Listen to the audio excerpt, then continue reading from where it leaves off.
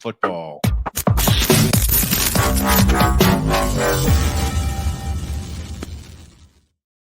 Time for Simpson's football chatter, and all of our guests appear via the Invader Coffee guest line. And here's Chris joining us this morning. Good morning, Chris. How's it going? How you guys doing this morning? We're doing good, man. Alive. I'm alive. That's the best I can really give you. That's Pretty much. That's a good thing. Okay. I want to know who wrote the script for the Thursday night football game that we have tonight. Yeah, I'm questioning myself. I'm questioning that too. Because I'm tempted to make a sign that just says, "Hey, it's Goodell." He's not wrong there. No, he's not wrong. But I really don't know what works. I don't know what works. I'll give Goodell credit for that one Thursday night game, the single good one we've had in the last 5 years. That was what's funny? The Falcons game.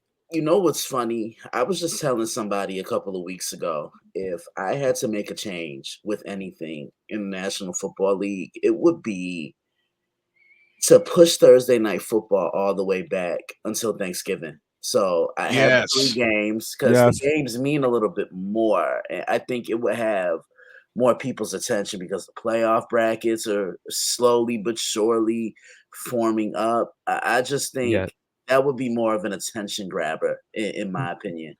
Well, one of the big things the NFL's doing to get more attention of Thursday night football is they're streaming it for free on Twitch.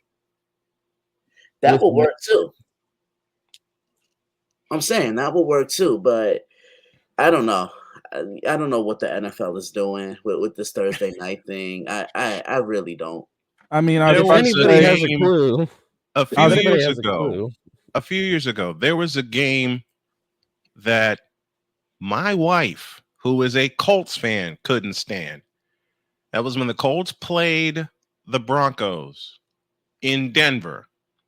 I remember that. We were excited to watch the game until it kicked off. And by halftime, my wife was saying, "I'm going to bed." my wife was saying, "I'm done. There's only one Thursday night football game that people will always tune into, and it's sad to say that it's always Chiefs Chargers. Everyone tunes into that because everyone knows how close those games are always. Yeah. And a couple of weeks ago, I actually went to the Thursday night football pregame show. I don't live that far from MetLife for the Patriots and Jets, so I was there for that. Met Ryan Fitzpatrick. Snow, you saw the picture. Yes. I did. Was cool. Yeah, he was a cool guy. But the games just aren't entertaining. To be honest, the last couple of years, from what I've seen on Amazon Prime, there have only been 2 games that have stood out. And that's the Bucs and Falcons from a couple of weeks ago. And the first one, the Chargers and Chiefs, like my guy just said right here. Like, I look at the rest of the Thursday night football schedule, and it's like, you got snooze fest, maybe an interesting game, snooze fest. And then you get to Thanksgiving, and it's like, okay, there you go. There's your good games. Right.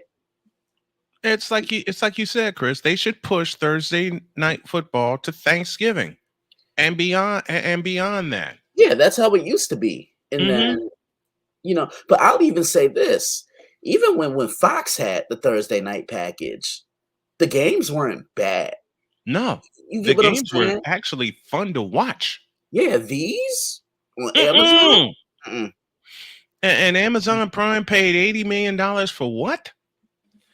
And for those who are wondering what game I said could be close, it's the second match between Bengals Ravens, and we all know from that red zone coverage we did how entertaining that game was. Oh yeah, that's why I'm like, this one could be entertaining. We were quite busy when we did our first ever red zone episode. We were quite busy. But all right, let's break this one down, or at least attempt to break this one down, because there are 2 games we're going to break down here with Chris with us. Let's start here with the Broncos and the Saints in the Superdome.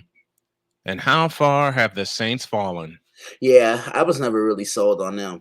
Okay, anybody, like I always say, anybody could put 40 on the Carolina Panthers. You guys, I'm not playing, but I could line you guys up on the field with 8 other guys, and we put up 40 Exactly. on the Carolina offense. I mean, what they did against Dallas was impressive because they were able to get Alvin Kamara going, run the football, defense handled the rest, and it looked like Derek Carr was in control. He looked comfortable, and not only that, he seemed to really be buying into what Clint Kubiak wanted to do as an offensive coordinator.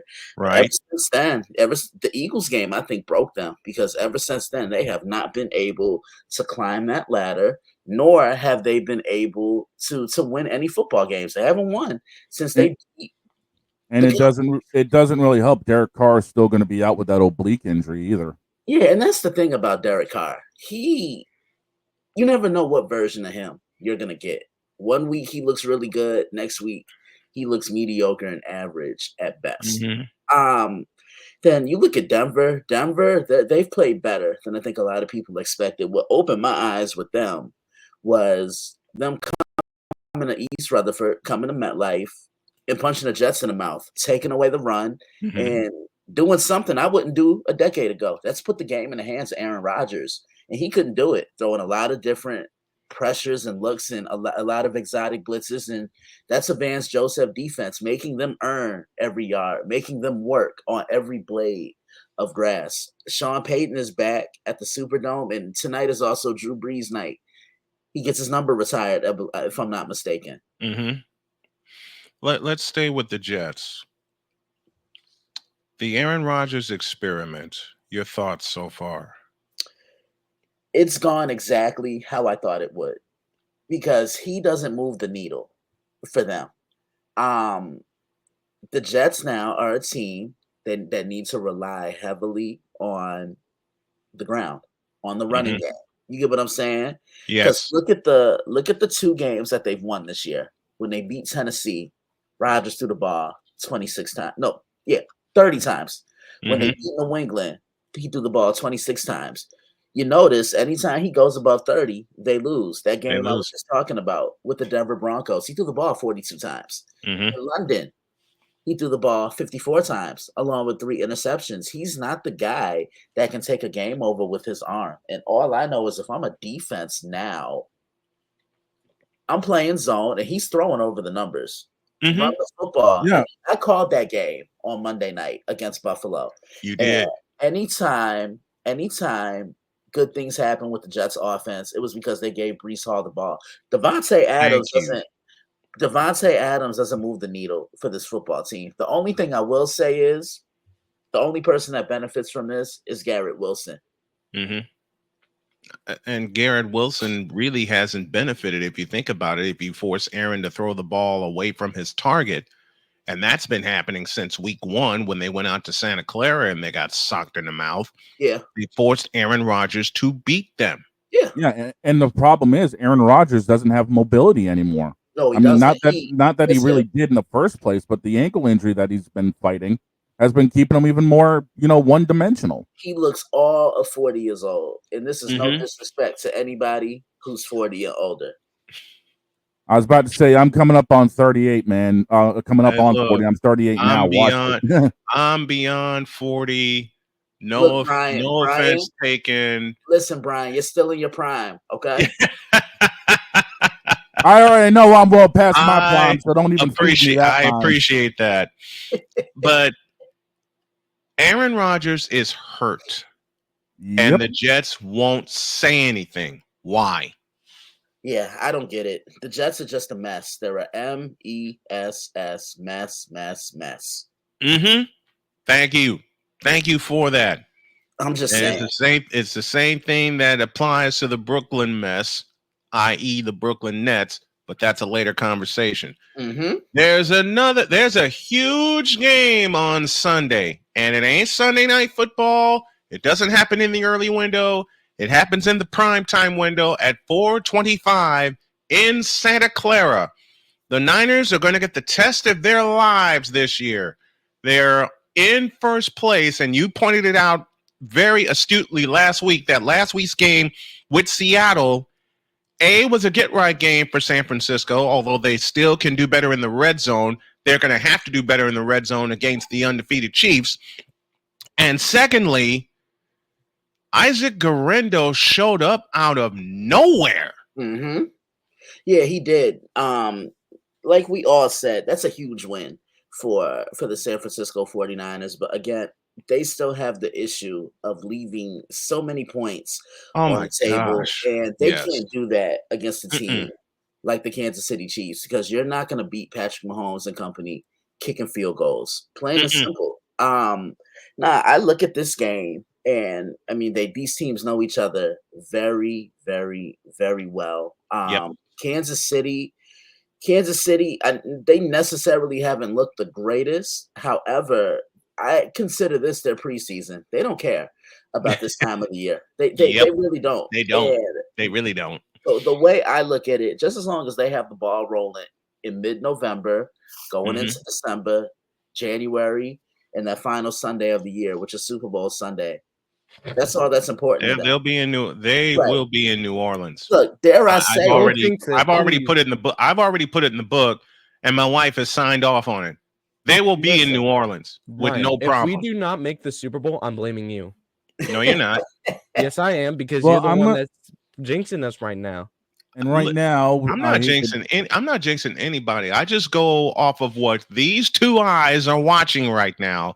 And these two eyes are watching the two-time world champion Kansas City Chiefs come into this game on Sunday undefeated against a beat-down 49er team.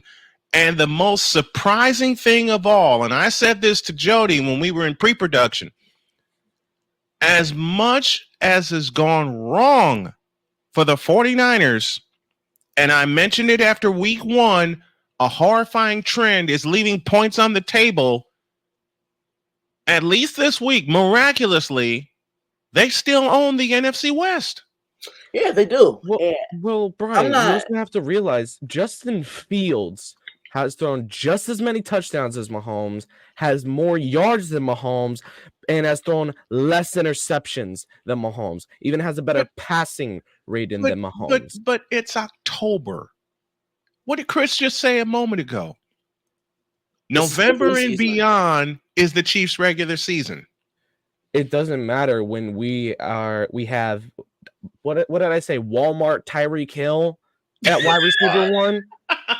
Oh my God. Xavier Worthy is Walmart Tyreek Hill. I'm sorry. He is way slower than Hill by a lot. And he runs routes like it's a casual Sunday. Is he? I mean, he ran a 4.240. That's pretty quick. Yeah, but he still doesn't run routes like Hill. Hill can actually run a route. Yeah, that's Xavier Worthy, he's just trotting. That's all he's doing. He's on a casual Sunday run. Xavier Worthy doesn't put his foot in the ground and go. Tyreek does. Yes. Which is why he's nicknamed Cheetah. Mm-hmm. I was expecting that kind of speed from Xavier Worthy. And then you also got to remember, Marquise Brown is confirmed out for the season due to his surgery. Ouch. So the man we just paid a lot of money to get, Hollywood Brown, out. Mm-hmm. Rashee Rice is probably not going to be back until November with his, I believe it's just labeled as a knee. We're not sure if it's an MCL, but we're definitely certain it's not an ACL tear. Okay, good. Okay, so he's not out for the season. So he's good. Our wide receiver 1 is technically Travis Kelce, and he hasn't been having a great season, but I'm guaranteeing you this is where he starts to pick it up because we have no other receivers to throw to. Taylor Swift. What are you going to trust? Taylor Swift will be going on. You know what's bad? Going on tour soon. He'll be fine. You know what's bad? I said the same thing for the AFC Championship, and Chris and I talked. I said the same thing for the AFC Championship, and Chris asked me to make a pick the day that we talked, and I said I got to go with the Chiefs. I trust Travis Kelce more than I trust Lamar Jackson and Mark Andrews. And Andrews just was getting back into the offense. And the thing is, you even see this year, it's like Mark Andrews is nowhere to be found. It's all about Isaiah Likely right now. And look, dating back to that AFC Championship game, it was the simple fact that experience really played a factor to the Kansas City Chiefs. But not only that, the most impressive thing about Kansas City was they showed you they could win a football game in a different way. They turned that game into a street fight. They made it also ugly. They gave Baltimore a taste of their own medicine. What do I always say? The bully don't like to get bullied. Nope. And I apply that a lot to the San Francisco 49ers as well. So back to this Chiefs 49ers game. The Chiefs, they have to get pressure on Brock Purdy somehow, someway, and they got to bottle up the run and put this game in the hands of Brock Purdy. Whereas Kansas City, they got to find ways to get Kelsey the football in the middle of the field, which I don't think should be too much of a problem. This game's going to be close. I preview it today on the site, so be on the lookout for it. I'm not going to give a preview, a prediction just yet, because then y'all would know who I have winning. You know, that y'all would know what to expect when I post the preview. But I can't wait for this one. This is going to be a fun one. And then another one I'm looking forward to from the college ranks. Georgia Bulldogs. Georgia and Texas. I'm going to tell you guys this. Oh, man. Texas reminds me of 2021 Georgia. Because I remember them. Snow, we would talk about this all the time. Georgia would make you think that you had a chance, and then they would impose their will. And I see a lot of the same similarities in the Texas Longhorns. I see the same thing. And that's a game that we have on the network, and you're going to join me for that call. The number 5 rated Georgia Bulldogs and the top rated Texas Longhorns Saturday at 7:30. Our pregame will start at 7, and Chris Simpson and I will have the call for that game. We got fun football this weekend, man. I can't wait. But I do want to ask Chris, like, with how the season's going so far, especially in the NFC, you got the NFC North, the entirety. There's not a single team in the NFC North under 500. Right. And you got a surprise start from not only just the Falcons, but also the Saints had a surprise start too. Who do you got winning both of those divisions? I'm going to go with the Lions in the NFC North. To be honest, I think they're the most complete team in the National Football League. They have the best offensive line in the National Football League. They do enough on the offensive side from a balance perspective. They run the ball. What does that do? That forces defenses to climb into the box, and Jared Goff can do what? Use his play action. There's no shortage of weapons in the passing game. Amon-Ra St. Brown. You have Jameson Williams. Sam Laporta, who I think is a very serviceable tight end. They have the best duo of running backs in the National Football League. David Montgomery and Jahmyr Gibbs. Defensively, look, I know they lost Aiden Hutchinson, and I think I can say this on behalf of all of us when we wish that kid a speedy recovery, because that was hideous. They said he could be back soon because it's not terrible. I would pull his helmet and I would say, look, young man, we need you for the long term. Do not make this decision now. I know you're emotional. I know it's been a lot for you, but we need you to heal up. So I definitely think he's going to be on the. I definitely think he's going to be on the bench in the next game, but he's going to not play because I know how I keep forgetting their coach's name, but I know how he runs his offense. Dan Campbell. I know how he runs his offense. I know how he likes to run his team. So I know he's not even gonna let the DC even get a chance to put Hutchinson on the field. Yeah, definitely. And then what the Lions did to the Cowboys on Sunday was just absolutely beautiful. It made my heart warm. It made my heart sing, man. Oh my goodness! It made my heart sing to see that. It made me so depressed because of how much of a blowout that was. Because of how much of a blowout that was, I couldn't even call the rest of my Falcons-Panthers game on our red zone coverage. Because you were like, all right, we're going to put this to bed. Listen, I can't tell you how many times I put the Sunday afternoon football graphic up and was tempted to lean back in this chair while Victor was handling the coverage of the of the Lions and the Cowboys, and just to hear the despair in his voice, Yeah, every time he said touchdown. Yeah, it's just it did.